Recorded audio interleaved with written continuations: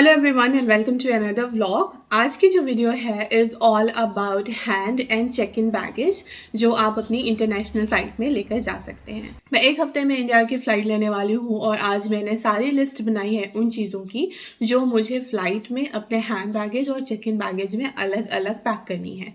ये मैं हर बार अपने इंटरनेशनल फ़्लाइट के पहले करती हूँ टू मेक श्योर कि मैं किसी भी तरीके की पैकिंग में कोई गलती नहीं कर रही हूँ एंड मैं किसी भी इम्पॉर्टेंट डॉक्यूमेंट को या इम्पॉर्टेंट चीज़ को अपनी जर्नी में भूल नहीं रही हूँ। एयरपोर्ट जो है वो बहुत ही हाईली रेगुलेटेड इन्वायरमेंट है एंड इट्स इम्पॉर्टेंट कि आप उनकी गाइडलाइंस को अच्छी तरीके से फॉलो करें, चाहे वो आपके ट्रैवल डॉक्यूमेंट से रिलेटेड हो या फिर आप क्या बैगेज लेके जा सकते हैं उससे रिलेटेड हो।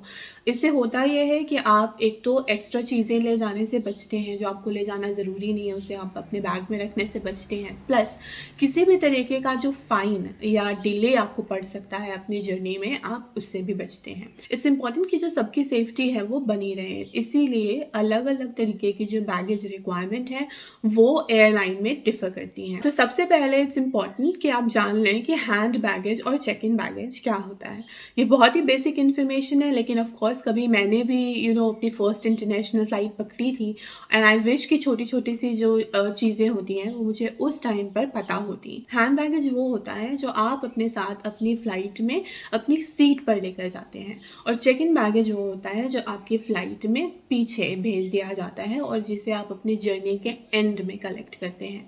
अब हैंड बैगेज और चेक इन बैगेज की जो रिक्वायरमेंट है ये अलग अलग एयरलाइन अलग अलग कंट्री में डिफ़र करती है। फॉर एग्जांपल इंडिया में आपकी टिकट के साथ आपको 7 kg का हैंड बैगेज और 15 kg का जो चेक इन बैगेज है वो मिलता है, और इसके लिए आपको कोई भी एक्स्ट्रा पेमेंट की ज़रूरत नहीं है। न्यूजीलैंड में ऐसा नहीं है, आपकी टिकट के साथ आपको सिर्फ 7 kg का जो हैंड बैगेज है वही मिलता है, और जो चेक इन बैगेज है वो अगर आपको 1 किलो भी लेकर जाना है तो उसके लिए आपको पे करना पड़ता है। हैंड इन और चेक इन बैगिंग के साथ आपको एक लैपटॉप बैग और लेडीज़ को एक छोटा पर्स जो है वो भी अलाउड होता है। चेक इन बैग पैक करना इज़ रिलेटिवली ईजी क्योंकि आप इसमें मोस्टली सारी चीज़ें लेके जा सकते हैं अदर दैन लिथियम बैटरी। तो आपका जो पावर पॉइंट है, आपका जो लैपटॉप है, लैपटॉप चार्जर है या किसी भी तरीके का चार्जिंग पॉइंट जिसमें लिथियम बैटरीज हैं वो आप अपने चेक इन बैग में नहीं रख सकते। इसे आपको अपने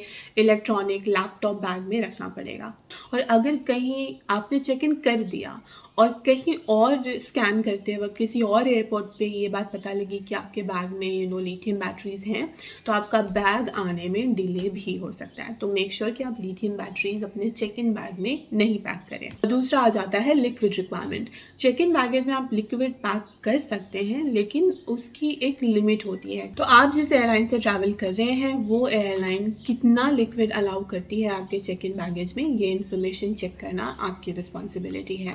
अगर आप कोई भी ऐसा सामान कैरी कर रहे हैं जिसके टूटने का या लीक होने का किसी भी तरीके का रिस्क है तो मेक श्योर कि आप एयरलाइन से रिक्वेस्ट करके फ्रेजाइल वाला जो स्टिकर होता है वो अपने बैग में लगवा लें। इससे होता ये है कि जो लोग आपका बैग हैंडल कर रहे हैं पीछे एयरलाइन में वो थोड़ा सा केयरफुल रहते हैं आपके बैग को हैंडल करने के लिए। अदरवाइज होता ये है कि आपका जो बैग है वो लिटरली जल्दी जल्दी प्रोसेस किया जाता है और कई बार जो हैंडलिंग है वो काफ़ी रफ हो जाती है, तो आपका जो सामान है वो टूटने के चांसेस होते हैं। कुछ चीज़ें जो मैं पर्सनली अपने चेक इन बैगेज में रखना पसंद नहीं करती हूँ वो है आपके इम्पॉर्टेंट डॉक्यूमेंट्स, आपकी ज्वेलरी, कोई भी महंगी चीज़ जो आप लेकर जा रहे हैं प्लीज़ उसे अपने चेक इन बैग में मत रखिए। इट डजेंट मैटर कि आपने कितना सिक्योर लॉक लगाया है, चेन जो है वो ईजिली एक पेन की हेल्प से खोली जा सकती है एंड इट्स क्वाइट पॉसिबल कि आपका जो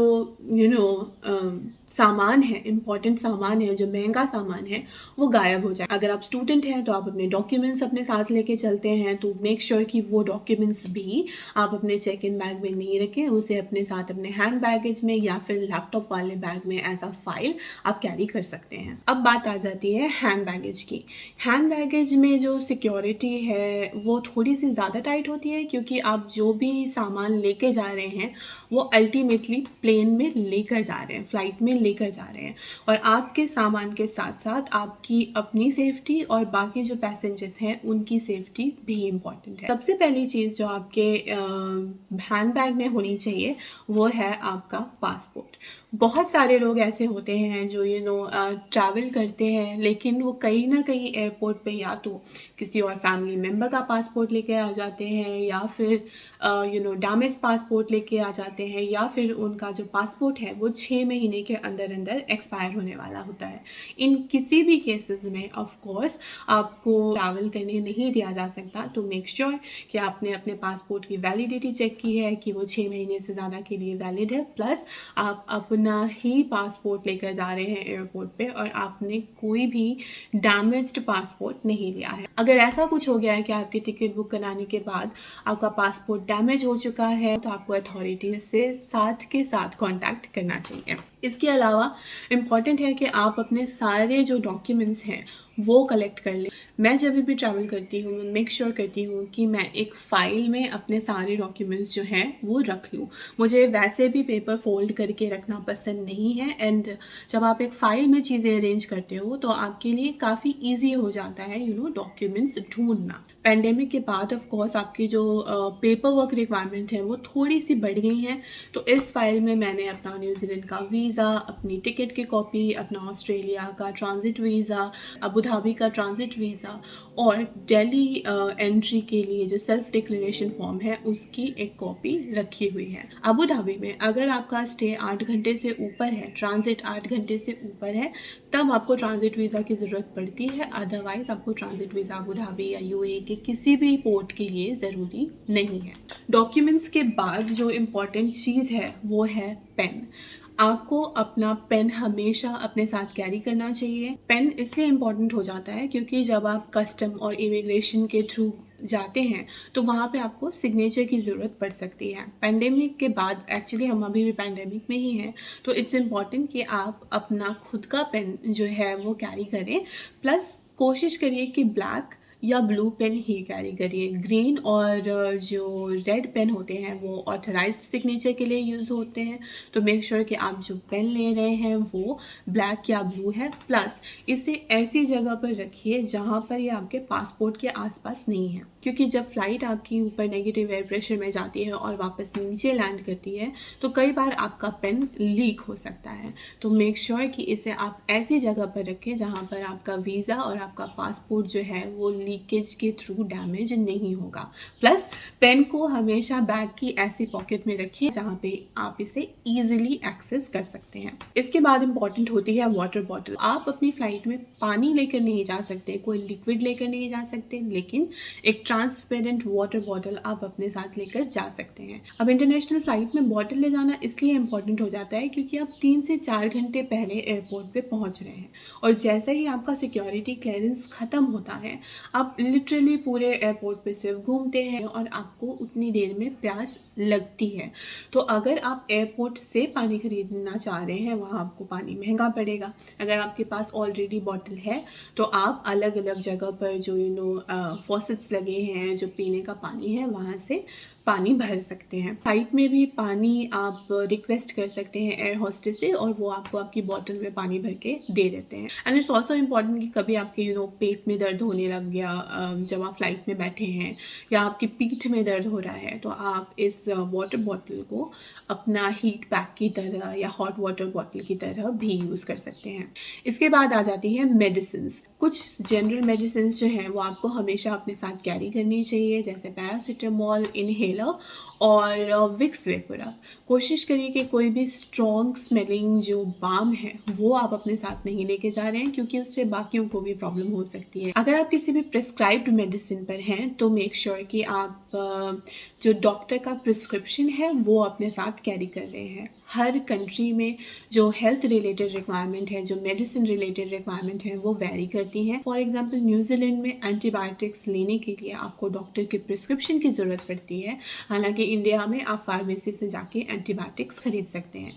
तो मेक श्योर कि आप अगर किसी भी प्रिस्क्राइब्ड मेडिसिन पर है, स्पेशल मेडिसिन पर है, तो वो आप कैरी करें, लेकिन उसके लिए आपके पास डॉक्टर का प्रिस्क्रिप्शन ज़रूरी है। जितने दिन के लिए आप ट्रैवल कर रहे हैं उससे 2-4 दिन एक्स्ट्रा एक्स्ट्रा की जो दवाई है वो आप अपने साथ कैरी कर सकते हैं, ताकि जस्ट इन केस कोई फ़्लाइट कैंसिलेशन हो रहा है, डिले हो रहा है, तो आपके पास अपनी हेल्थ को बनाए रखने के लिए मेडिसिन वगैरह अवेलेबल हैं। तो मेक श्योर कि आपने एक रिक्वायर्ड अमाउंट, एक इम्पॉर्टेंट अमाउंट जो है वो अपने बैग में पैक किया है, और इसे कई जगह पे आपको डिक्लेयर भी करना पड़ सकता है, यानी आपको कस्टम्स को या इमिग्रेशन को बताना भी पड़ सकता है कि हाँ, आप अपने हैंड बैगेज में जो दवा है वो कैरी कर रहे हैं। इसके बाद आ जाता है स्किन केयर। जब आप फ्लाइट में ट्रैवल करते हैं और आपकी फ़्लाइट एक नेगेटिव एयर प्रेशर में जाती है, तो आपकी जो स्किन है वो बहुत ज़्यादा ड्राई होती है।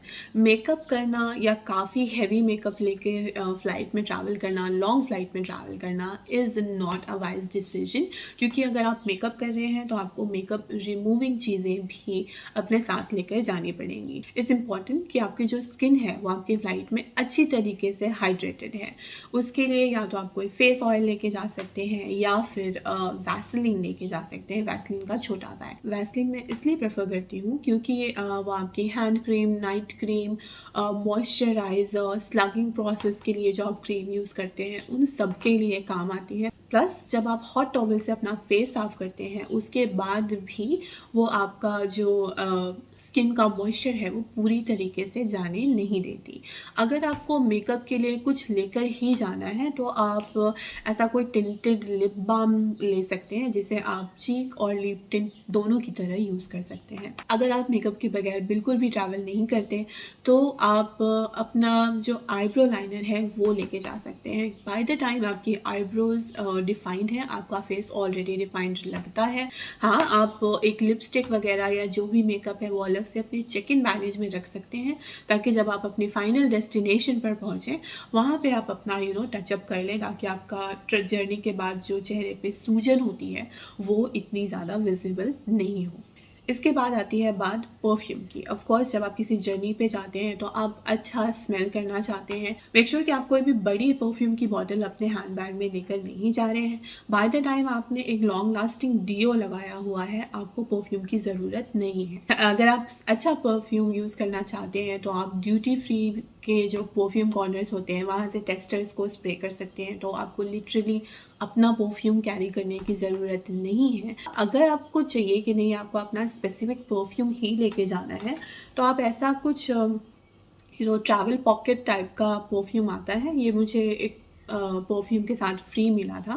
5 से 10 लीटर का ट्रैवल साइज़ परफ्यूम आता है, वो आप लेके रख सकते हैं। इसके बाद जो इम्पॉर्टेंट चीज़ आ जाती है आपके हैंड बैगेज के लिए वो है सन ग्लासेस या फिर प्रिस्क्रिप्शन ग्लासेस।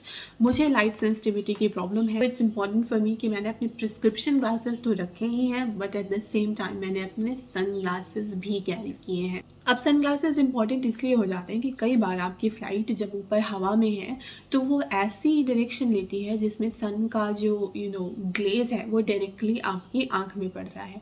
अब अगर आपकी विंडो सीट है तब तो आप अपना शटर डाउन कर सकते हैं विंडो का, लेकिन अगर आप कहीं आयल सीट पे बैठे हुए हैं तब आपको सन ग्लासेस बहुत ज़्यादा इंपॉर्टेंट हो जाते हैं। इन सब चीज़ों के अलावा आपको एक थर्मल वियर या एक जैकेट अपने साथ रखनी ही चाहिए। जब आपका प्लेन ऊपर नेगेटिव एयर प्रेशर में जाता है तो वहाँ पे ठंड जो है वो बढ़ जाती है। मोस्टली जो एयरलाइंस है वो इकोनॉमी सीट में भी आपको एक पिलो और एक ब्लैंकेट प्रोवाइड करती हैं। अगर आपको ज़्यादा ठंड लग रही है तो आप एयर होस्टेस से रिक्वेस्ट करके एक्स्ट्रा ब्लैंकेट भी मांग सकते हैं, बट अपने पास अपनी जैकेट होना ये बहुत ज़्यादा इम्पॉर्टेंट है। अगर आप इकोनॉमी में ट्रैवल कर रहे हैं तो आपको एक छोटा पाउच ऑलमोस्ट हर एयरलाइन देती है, जिसमें कि एक पेयर सॉक्स का होता है, एक टूथपेस्ट होता है और एक टूथब्रश भी दिया जाता है। तो ये चीज़ें आपको अपने साथ कैरी करने की बिल्कुल भी ज़रूरत नहीं है। मेक श्योर कि आप अपने साथ कुछ ना कुछ कैश लेके जा रहे हैं। ज़रूरी नहीं है कि आप उसी कंट्री, जिस कंट्री में जा रहे हैं वहीं की करेंसी लें। आप जहाँ से जा रहे हैं, जहाँ से ट्रैवल कर रहे हैं वहाँ का कैश भी ले सकते हैं। ये इम्पॉर्टेंट इसलिए है कि कई बार आपका कार्ड नहीं चलता या जहाँ पर भी आप पे करना चाह रहे हैं वहाँ पे कार्ड से रिलेटेड कोई ना कोई एरर आ जाता है। ऐसी सिचुएशन में आपके पास अगर कैश होता है तो आप उसे ईजिली एक्सचेंज करा सकते हैं। Last but not the least, अगर आप कोई भी ड्यूटी फ्री परचेज कर रहे हैं तो मेक श्योर कि आप जो ड्यूटी फ्री का स्टिकर है उसे कभी भी ओपन नहीं कर रहे हैं। अगर आपने ड्यूटी फ्री का स्टिकर हटा दिया तो आपको वो चीज़ फ्लाइट पर कैरी नहीं करने दी जाएगी और वो आपको बिन में डालनी पड़ेगी। I think that's it, that's all from my list. ये इंपॉर्टेंट चीज़ें हैं। बाय द टाइम आपने ये सारी चीज़ें पैक की हैं, you will have a nice and safe journey. Of course आप अपनी पर्सनलाइज्ड चीज़ें जो आपकी हेल्थ या आपकी पर्सनल सिचुएशन से रिलेटेड है उससे कैरी कर सकते हैं, बट मेक श्योर कि आप अपनी एयरलाइन से हमेशा डबल चेक कर लें कि जो आपने अपने बैग में रखा है वो ले जाना आपको अलाउड है या नहीं है। अगर अलाउड नहीं होगा तो वो आपको डिस्पोज करने के लिए या बिन में फेंकने के लिए गाइड कर देंगे। अब मेरा काम है कि मैं अपनी पैकिंग शुरू करूं और अपनी सारी पैकिंग कंप्लीट करके जो मेरा बैगेज वेट है उसे डबल चेक कर लूँ। And that's all from me. I hope कि आपको जो आज की वीडियो है वो इन्फॉर्मेटिव लगी। अगर लगी है तो प्लीज़ इस वीडियो को लाइक कीजिए, चैनल को सब्सक्राइब कीजिए, and have safe travels. I'll see you next time. Bye.